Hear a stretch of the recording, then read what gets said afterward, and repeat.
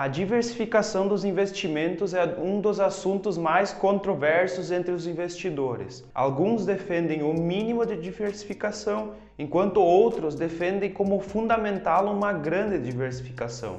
Nesse vídeo vou falar tudo sobre diversificação, as vantagens e desvantagens da diversificação, o cuidado com a pulverização e o que eu penso sobre cada um desses pontos. Eu também vou mostrar como eu tenho dividido meus investimentos e qual a formação da carteira ideal que eu desejo ter. Eu sou Júnior Rafael, criador do canal Lucrando com a Bolsa, e se você quer saber mais sobre esse assunto, já deixa o like nesse vídeo, isso é muito importante para mim. Aproveita e se inscreve no canal, é bem rapidinho.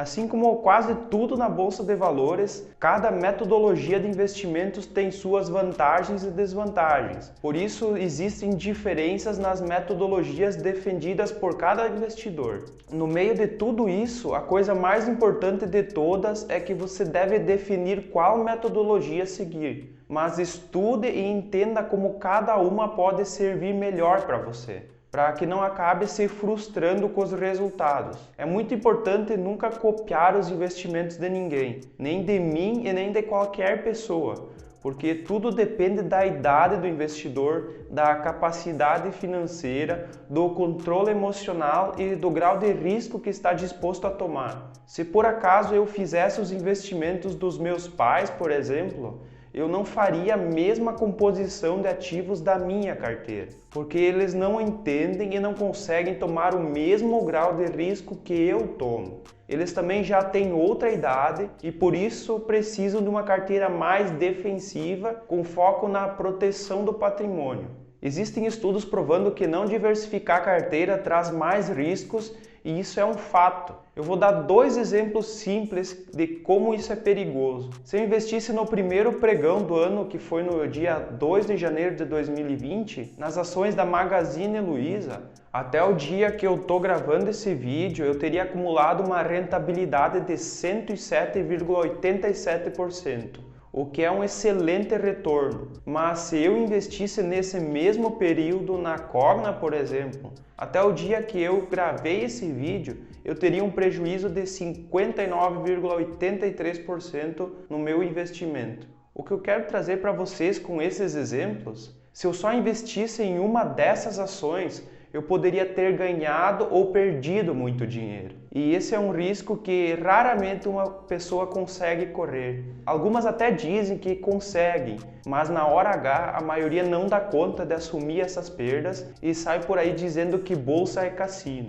Por isso o ideal é diversificar os seus investimentos. Mas aí entra o outro ponto muito importante, conhecido como a pulverização. A pulverização é quando você extrapola a diversificação e passa a ter um número muito grande de ativos ou uma concentração da carteira em um só setor. Isso acaba diminuindo o potencial de ganho. A pulverização acaba tornando sua rentabilidade mediana, porque assim como surgem empresas que trazem excelentes retornos, sempre existem empresas quebrando na bolsa. Então os resultados ruins acabam anulando os resultados bons. Existem diversos estudos apontando simulações com a quantidade ideal de ativos e também investidores que defendem suas metodologias com extrema convicção.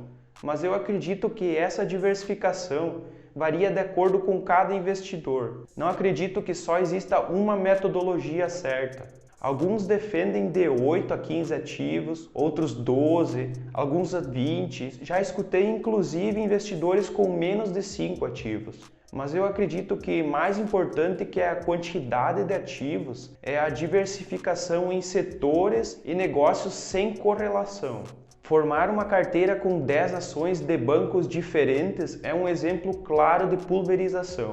Um período de economia aquecida costuma afetar todos os bancos positivamente, alguns mais, outros menos. Mas em períodos de crise, todo o setor costuma ser afetado, o que traz perdas em todos os investimentos. Por isso é ideal diversificar em setores da economia e em negócios sem correlação. Assim, alguns setores podem ter perdas menores ou até ganhos em períodos de crise. Segundo a B3, que é a Bolsa de Valores brasileira, As ações são divididas em 11 setores, 45 subsetores e 86 segmentos econômicos.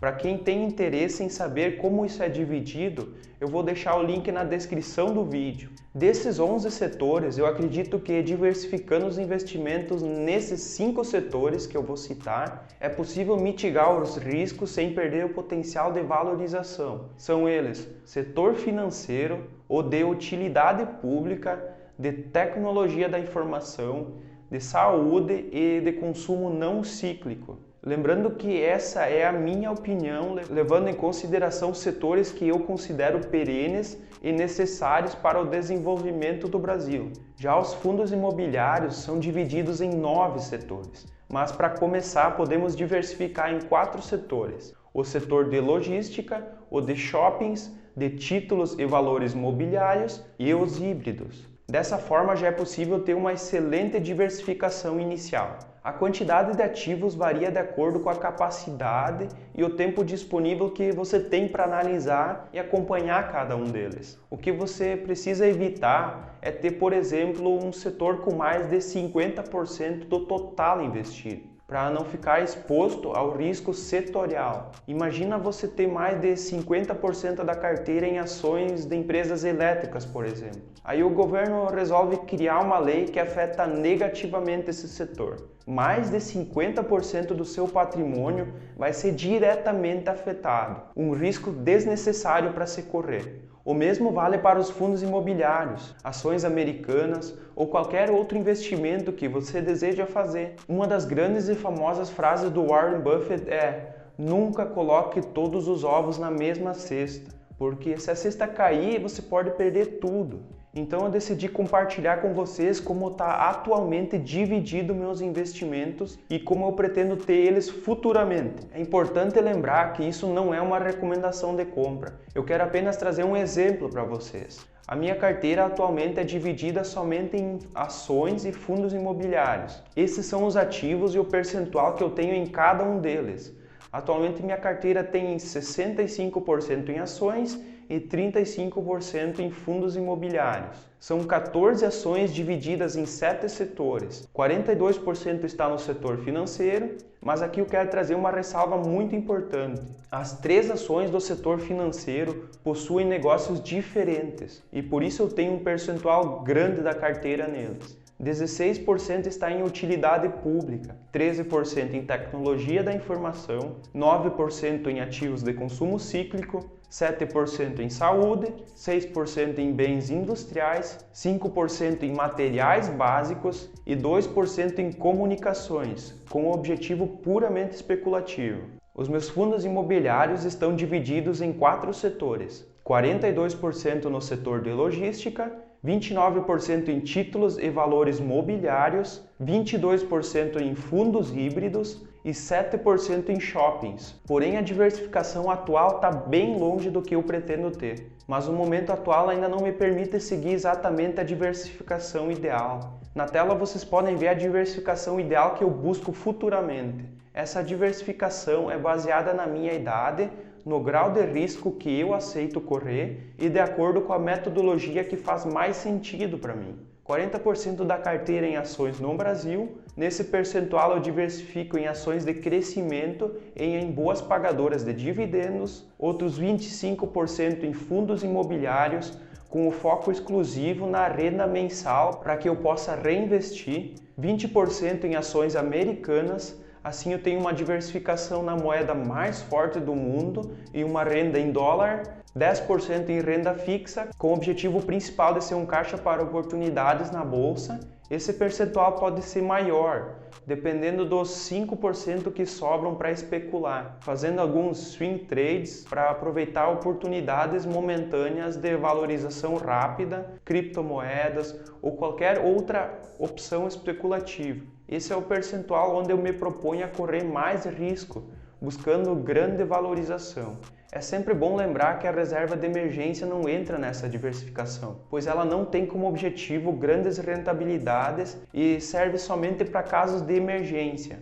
Um erro muito comum cometido por investidores iniciantes é buscar diversificar os seus investimentos com pouco dinheiro. Se você pesquisar, o que mais tem na internet é vídeos mostrando como diversificar uma carteira com 100 ou 1.000 reais. Eu acho isso um desserviço gigante para quem está começando. Qual o sentido de ter 100 ou até 1.000 reais investidos em um monte de ativos diferentes? Se você é um investidor que tem pouco dinheiro para começar a investir, vamos supor que você tem 100 reais por mês para investir. Não compre 5 ações diferentes com esse valor. Compre só uma ação com esse valor. No próximo mês, compre outra ação e assim por diante. Mas não faça uma grande diversificação enquanto tiver um pequeno patrimônio. Não tenha 10 ações diferentes com só 1.000 reais investidos. Não cometa esse erro. Se você assistiu o vídeo até aqui, comenta abaixo com a hashtag até o fim. E se esse vídeo fez sentido para você, aproveita e deixa o seu curtir. Espero que vocês tenham gostado do conteúdo que eu trouxe para vocês. Até a próxima e tchau!